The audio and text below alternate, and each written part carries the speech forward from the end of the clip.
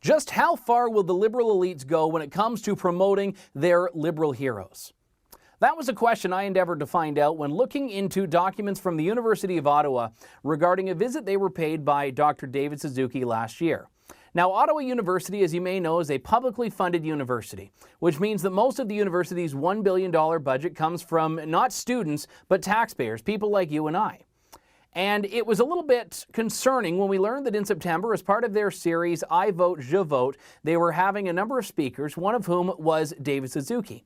Now, David Suzuki is the inexplicably famous, though legendary, fruit fly biologist known predominantly for propagating the farcical myth that is anthropogenic global warming.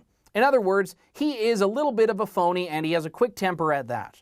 Now, David Suzuki was speaking on September 21st at Ottawa University.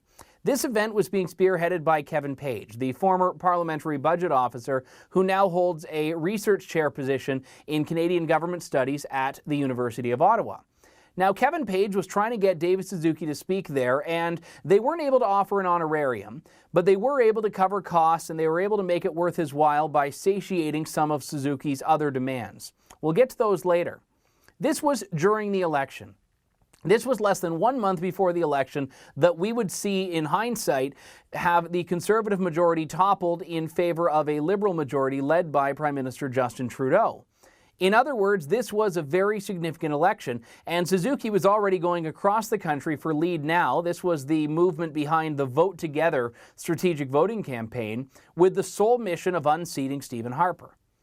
And if you want to get a glimpse into the excitement and giddiness, we can just look at some of these emails. I can bring you today documents obtained exclusively by the Rebel under the Freedom of Information Act of the planning process of making this event go on. Let's start with when Suzuki agreed to actually come and do the speech. Professor Elena Gaspard, a professor at the University of Ottawa, said in very poignant capital letters, "This is incredible." Kevin Page himself just said bullseye in an email that went out to his colleagues.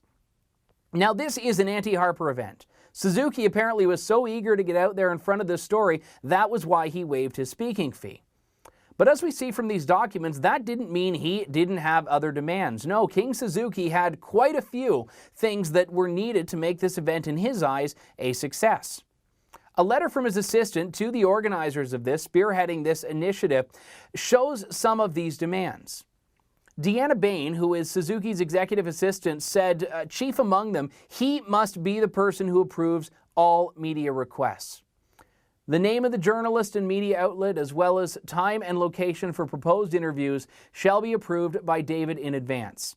She also said that a media scrum wouldn't happen, but he would do a press conference if it was moderated, and even then, that should be okay. Now, to make this more clear, Dr. Gaspard, when she was speaking to the university's communications person, Danica Gagnon, said unequivocally, Mr. Suzuki has to personally approve any request for interviews and will not scrum.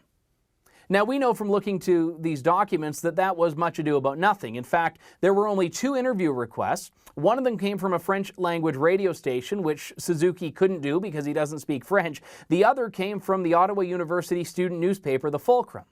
In other words, Dr. Suzuki, the Canadian hero, the Order of Canada recipient, doing a speech on the election in the nation's capital, and no one was interested anyway.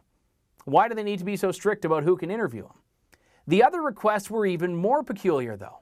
Suzuki's assistant said he needs a chaperone with him wherever he goes. Now, this isn't just to show him where to go and how to get there, although I might be able to help him with that. This person has to be, quote, well prepared to help deflect requests from the general public for selfies, posed photos, hugs, and requests for a minute of his time, unquote. Now, Prime Minister Justin Trudeau spoke at this event earlier this year. I'm pretty sure he did not need a chaperone to prevent selfies from taking place. I think the opposite was actually required there. So in addition to Suzuki's $600 Westin hotel bill, Ottawa University also had to cater him a meal. Even though this was an evening event, you don't want him saving the planet on an empty stomach, right? Well, they spent $219 and change on dinner for one. Lunch for one. They had it catered specially for him. In fact, they even needed to have a chef on site, not just a waiter, just in case he needed anything that apparently wasn't part of the $219 buffet that was set out in his VIP suite, into which only he would have access. Now, I mentioned earlier that I have some firsthand experience in the interviewing David Suzuki category. I do. In fact, during the election campaign, this very election that we're talking about now, he actually came to my stomping ground in London, Ontario with Lead Now, the group that was trying to get anyone to vote for any candidate other than the Conservatives if they'd have a better chance of unseating them. And he was supposed to have a press conference. Now, I showed up at the press conference, and as you can see from this photo here, I was the only one who did, which means that that press conference became a one-on-one interview. Now, Dr. Suzuki is not used to one-on-one interviews. He's not used to being challenged at all. And that became very clear in this little snippet of the interview here. The exchange that you mentioned with Lucien Bouchard goes back to 1988.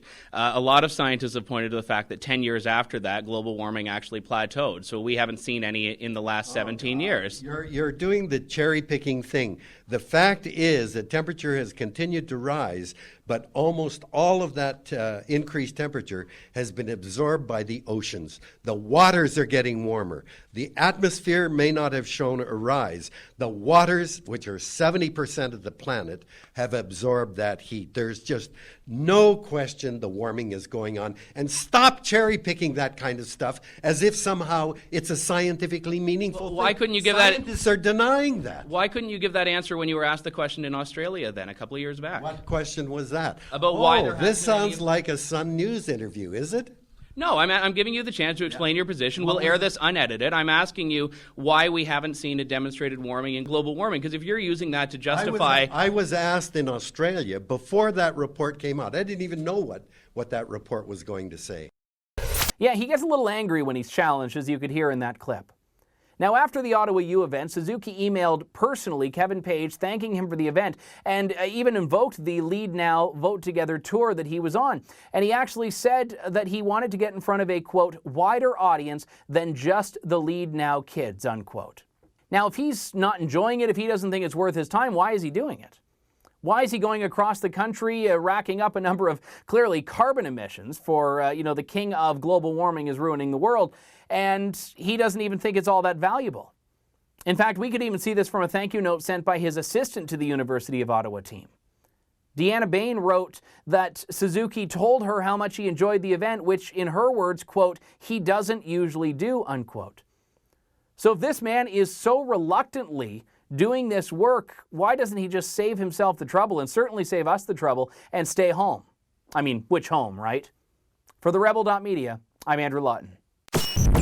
Thanks for watching. Click here to never miss a Rebel update. Want even more of the Rebel? Well, click here to become a premium member.